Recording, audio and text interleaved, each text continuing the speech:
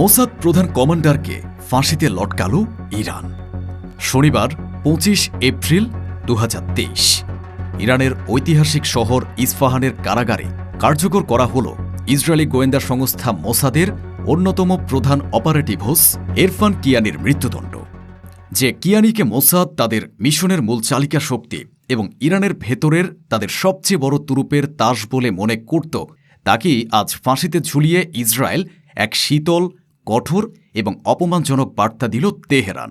ইরানে এখন আর কোনো দয়ামায়া নেই, কোনো ক্ষমা নেই।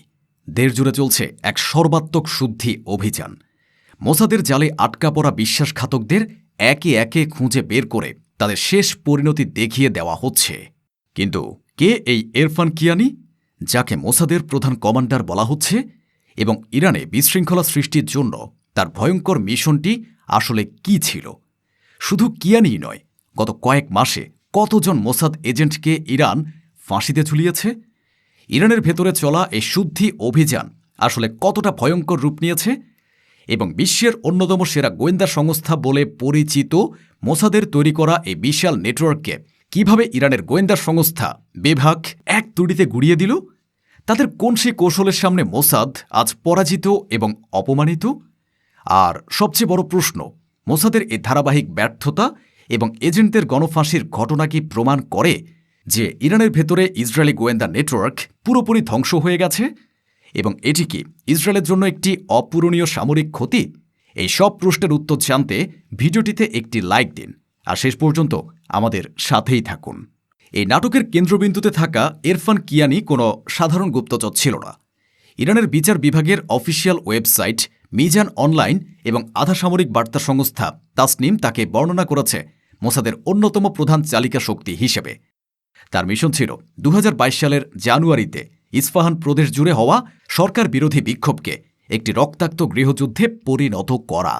মোসাদ তাকে এবং তার নেটওয়ার্ককে দায়িত্ব দিয়েছিল সরকারি ও ব্যক্তিগত সম্পত্তিতে অগ্নিসংযোগ ও নাশকতা চালানো, পেট্রোল বোমা বা মলোটভ ককটেল ব্যবহার করে নিরাপত্তা বাহিনীর উপর অতর্কিত হামলা চালানো, রাস্তায় রাস্তায় প্রতিবন্ধকতা তৈরি করে সাধারণ মানুষের মধ্যে আতঙ্ক ও সন্ত্রাস ছড়িয়ে দেওয়া এবং ইরানকে ভেতর থেকে অস্থিতিশীল করে তোলা।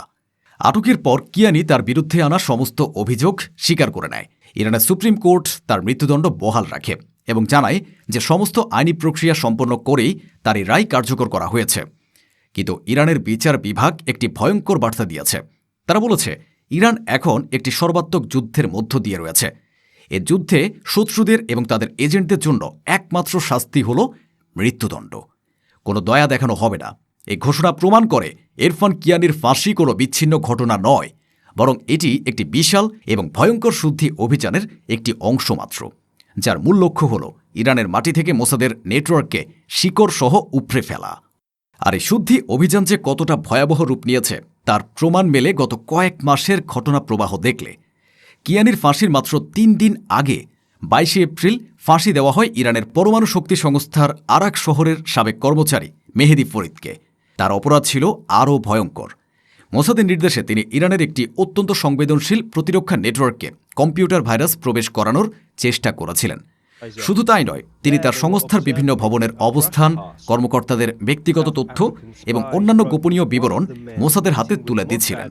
তাকে ২০২২ সালে গ্রেফতার করা হয়েছিল এবং দীর্ঘ বিচার প্রক্রিয়া শেষে তার মৃত্যুদণ্ড কার্যকর করা হয়। এই তালিকা এখানেই শেষ নয়। মোহাম্মদ মাসুম শাহী, হামেদ ভালিদি, আমির আলী মীর জাফরি, এরকম আরও অসংখ্য নাম রয়েছে যাদেরকে মোসাদের সাথে যুক্ত থাকা এবং বিক্ষোভে সহিংসতা ছড়ানোর অভিযোগে সাম্প্রতিক সময়ে মৃত্যুদণ্ড দেওয়া হয়েছে। ইরানের বিচার বিভাগ বলছে ২০২২ সালের মাঝামাঝি থেকে এ পর্যন্ত প্রায় ১০ থেকে ১৪ জন শীর্ষস্থানীয় মোসাদ এজেন্টকে ফাঁসিতে ঝুলিয়েছে ইরান। এটি মোসাদের ইতিহাসে অন্যতম বড় এবং অপমানজনক একটি বিপর্যয়। ইরানের গোয়েন্দা সংস্থা বেভাগ যেন মোসাদের পাতা জালে আটকা পড়া ছোট বড় সব মাছকে একে একে ধরে ডাঙায় তুলছে আর বিশ্বকে দেখিয়ে দিচ্ছে তাদের সক্ষমতা। কিন্তু প্রশ্ন হলো, কিভাবে এটা সম্ভব হলো? মোসাদ, যারা একসময় উগান্ডা থেকে আর্জেন্টিনার মতো দেশে ঢুকে তাদের শত্রুদের তুলে আনার জন্য পরিচিত ছিল, সে মোসাদ কিভাবে ইরানের পাতা ফাঁদে এভাবে আটকা পড়ল? এর উত্তর লুকিয়ে আছে ইরানের গোয়েন্দা সংস্থা বেভাগের এক অবিশ্বাস্য এবং মাস্টার ক্লাস কাউন্টার ইন্টেলিজেন্স অপারেশনের মধ্যে। তারা মোসাদের কৌশল দিয়েই পরাজিত করেছে। এশিয়া টাইমসের মতো আন্তর্জাতিক নিরাপত্তা বিশ্লেষক প্ল্যাটফর্মের মতে বেভাক দুটি প্রধান কৌশল ব্যবহার করেছে। প্রথমটি হল ক্লাসিক ডাবল এজেন্ট কৌশল। গোয়েন্দা সূত্র বলছে বেভাক বহু বছর ধরে মোসাদের নেটওয়ার্কের ভেতরে নিজেদের এজেন্ট ঢুকিয়ে দিয়েছিল। এই ডাবল এজেন্টরা মোসাদের কাছ থেকে অর্থ ও নির্দেশ নিত, কিন্তু তাদের প্রতিটি পরিকল্পনা এবং তথ্য সরাসরি তেহরানে বেভাকের সদর দপ্তরে পাঠিয়ে দিত। মোসাদ ভেবেছিল তারা খেলা নিয়ন্ত্রণ করছে, কিন্তু বাস্তবে তারা শুরু থেকেই ইরানের পাতা একটি বিশাল দাবা খেলার বোর্ডে গুটি ছাড়া আর কিছুই ছিল না। ইরফান কিয়ানির মতো প্রধান কমান্ডাররাও হয়তো বেভাকের কোনো ডাবল এজেন্টের মাধ্যমে পরিচালিত হচ্ছিলেন। বেভাকের দ্বিতীয় এবং আরও ভয়ঙ্কর কৌশলটি হল সাইবার ফাঁদ। আধুনিক প্রযুক্তি ব্যবহার করে তারা মোসাদকে এক ডিজিটাল গোলক ধাঁধায় আটকে ফেলে। বেভাকের সাইবার ইউনিট ডার্ক ওয়েভে এবং বিভিন্ন এনক্রিপ্টেড মেসেজিং অ্যাপে ভুয়া পরিচয়ে মোসাদের জন্য কাজ করতে ইচ্ছুক ব্যক্তিদের জন্য বিজ্ঞাপন দেয়। হাজার হাজার ইরানি এবং বিদেশি নাগরিক যারা অর্থ ও আদর্শের লোভে বিশ্বাসঘাতকতা করতে প্রস্তুত ছিল, তারা এই ফাঁদে পা দেয়। তারা মনে করছিল তারা সরাসরি মোসাদের সাথে যোগাযোগ করছে এবং তাদের জন্য তথ্য সংগ্রহ করছে, কিন্তু বাস্তবে তাদের প্রতিটি চ্যাট, প্রতিটি ফাইল শেয়ার এবং প্রতিটি পদক্ষেপ রেকর্ড করছিল ইরানের সাইবার আর্মি। এই বিশাল ডেটা ব্যবহার করে বেভাক মোসাদের পুরো নেটওয়ার্কের একটি নিখুঁত মানচিত্র তৈরি করে ফেলে। কারা এজেন্ট, কারা তথ্যদাতা, কিভাবে টাকা লেনদেন হয় এবং তাদের পরবর্তী লক্ষ্য কী। এই দ্বিমুখী বাস্তব জগতের ডাবল এজেন্ট এবং ডিজিটাল জগতের সাইবার ফাঁদ কৌশলের মাধ্যমে বেভাক মোসাদকে এমন এক কোণঠাসা অবস্থায় ফেলে দেয় যেখান থেকে তাদের বের হওয়ার আর কোনো পথই খোলা ছিল না। যখন বেভাক তাদের জাল গুটিয়ে আনে, তখন ইরফান কিয়ানি, মেহেদি ফরিদের মতো বড় বড় মাছ থেকে শুরু করে ছোট ছোট অসংখ্য চর সেনা এক এক করে ধরা পড়ে। এটা ছিল বেভাকের এক নিখুঁত মাস্টার স্ট্রোক, যা মোসাদের অজেয় ভাবমূর্তিকে চুরমার করে দিয়েছে। মোসাদের এ ধারাবাহিক ব্যর্থতা এবং তাদের এজেন্টদের গণফাঁসির ঘটনা ইসরায়েলের জন্য এক অপূরণীয় ক্ষতি এবং চরম অপমান।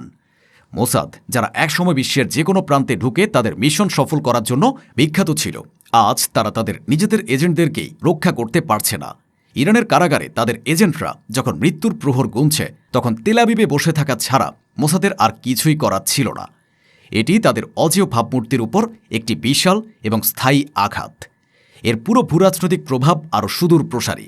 ইরানের ভেতরে গোয়েন্দা তথ্য সংগ্রহের ক্ষমতা প্রায় পুরোপুরি হারিয়ে ফেলায় ইসরায়েল এখন ইরানের পারমাণবিক এবং সামরিক কর্মসূচি সম্পর্কে কার্যত অন্ধ হয়ে গেছে।